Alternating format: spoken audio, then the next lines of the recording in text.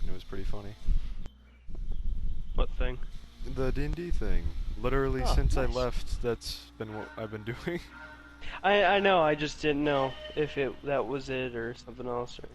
Um, that was it. It went really well. I did really good. Good. I got some really good rolls. I was really expecting to do really bad. Every time I went for stealth, I always rolled like a 20 and above. So I would just Ooh. straight turn invisible. If I played, I'd roll 1s through 5s only somehow. No, I actually was doing pretty good. Cox, when it comes to intelligence, almost always rolled like a 3. Oh. We didn't do much. Basically, it started out we were just in a bunch of jail cells, and then there was a fight going on like outside. There was like just crazy battles and all that. Like I said, it takes place in Skyrim, so it's just kind of all that stuff going on, and then there's a bunch of fighting going on above us. So like the castle thing we're in like the dungeon part, and like the roof is like cracking and stuff, and me and the other guy fall down as it shakes, and then like rubble falls on us and we take 1 damage. Cox stood, like, he dodged all that, whatever, he stayed standing. Um, the jail bars had bent and were just loosely there, and I used a chair that was in my cell. I snapped it and then used the chair legs to pry the bars open, and I snapped the chair leg, and then I grabbed another one.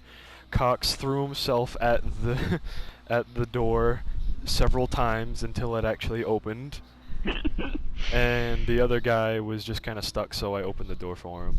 And then Cox pretty much took off upstairs by himself, didn't really care, and fiddled with keys. And then eventually I took the keys from him and actually unlocked the other guy's his wrist guards, because he's a bard, of course. He does magic, so he's gotta have that stuff limited. So, you know, he can't do magic when he's in jail.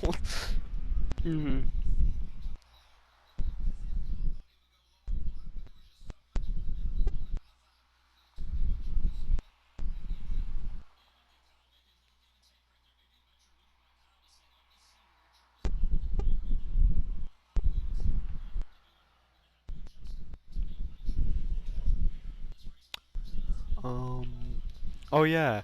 Um, then eventually, because of all the fighting that was on we went up a spiral staircase, and then like the door up there was locked, and it sounded like, you know, all the fighting was going on up there and people were dying, so, you know, we went down the other way. And then we went down a staircase, and then, well, we didn't go down a staircase, we went down a hallway. We found a jail cell with a skeleton in it, and I took his leg. I took his femur instead of the table leg, because that's a stronger weapon. And Or are you, Rocket Raccoon? no, just a cat boy with some smarts.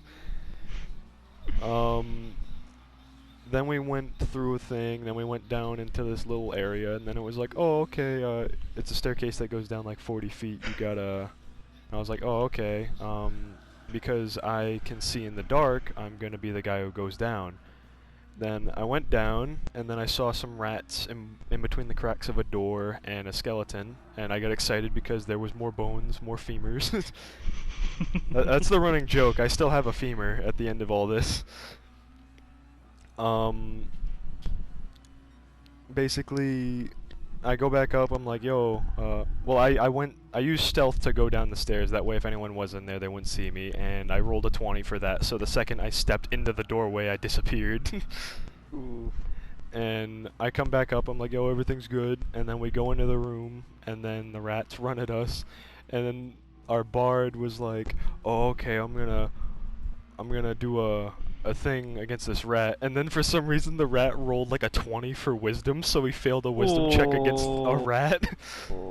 And he was like, okay, I'm just gonna go home and rethink my life, and then I was like, okay, it's my turn, and the rat's just charging at us, and then I rolled like a 23 for attack, and then like another like 18 for whatever, and basically I just hit the rat with the femur so hard it turned into a puddle. And then Cox did the same. Splooge. Yeah, Cox hit it even harder. He's turned into just Ooh. mist. And then Mystified a bitch. yeah, and we just like looked around that room. We found some stuff. I got a pair of leather pants and a nice little dagger, so that was useful. I didn't get to use it, but then eventually we kept going down a thing, and then we got outside. Well, we got outside. We kept going downstairs, downstairs, downstairs. Kept going through some hallways, and eventually we got to a grate. We could come outside, and then there was the woods, and then there was like a bunch of tents, and there was a guard. And I was like, all right, well, I can stealth and then go see if I can steal some supplies from the tents for us. I don't care if they're good or not. I want us to live. I don't care about them. Chaotic good, you know. I'm good for my buddies, not everyone else. It's how it is in real life. Accurate. And Cox was like, alright, I'm gonna create a diversion. So he runs off into the woods, and he's distracting the guards and everyone else. Everyone's looking off into the woods, and the guard is like approaching the woods. I take a backpack, a silver amulet, and like this other, like just some food I stuffed in my pocket. And then I get, oh yeah, no, took I some spaghetti, threw it in there, you know. yeah, you know, some mashed potatoes for later. Oh no! Ugh. Well, either way, well, once again I cast stealth to be able to sneak into the tents. I cast another 20, so I was invisible again. So I got all that stuff, and then I got back, and then Cox was still stuck in the woods. So my guy, he had a breastplate that was on the skeleton that was in the room with the rats, and he takes that off. He takes off all his clothes. He's naked now because he's stuck in the woods and he needs to get back to us, but the guard's there. So he takes all his clothes off and he comes out and he's like, "Oh my god, it was all this crazy stuff." And then like he does all this talking and he's like, "Yeah, dude, oh yeah." And then he's like, the guard was our prison guard, so he already knew it was Cox. He already knew it was him, and he was like, "What? Where'd you come? What do you do?" He was just confused. And then he's like, "Yeah, it's just all these things. I don't know. Two other guys died," and then our other guy eventually comes out, and then he's like, he cast like friend on himself. That way he would be more likable and all that.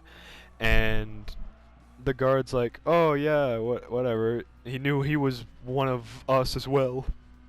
And he was like, "Yeah, no, like." He said that there was a monster that he heard in the woods, like, and pointed over there, and he's like, "Oh, dang, we gotta move camp again, I guess." So then he's like, "Alright, everybody's gonna pack up." I'm in the little grate just screaming, like, not screaming, but like motioning, like, "We gotta get out of here now because they're gonna take the tent and we gotta go." And I took a backpack that was full of clothes and all that stuff, so they would know that's gone. So eventually Cox is like, "Oh, can I come with you? I'm a noble." And then the guard's like, "No, you're not." And then the other guy's just like, "Yeah, he's drunk." And then he's like, "Whatever, I don't give a crap. Just go away." So he walks away.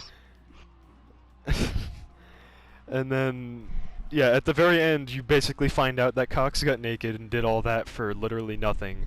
He just kept doing all this when the guy said, like, "No, you're free to go. You're not my problem anymore. We just kind of gotta live. You guys do your own thing." And Cox is still just like, "We gotta do this. You gotta do it." And it's like, dude, he's letting you go. You came out of the woods and you're babbling like a psychopath, and you're naked. Rip.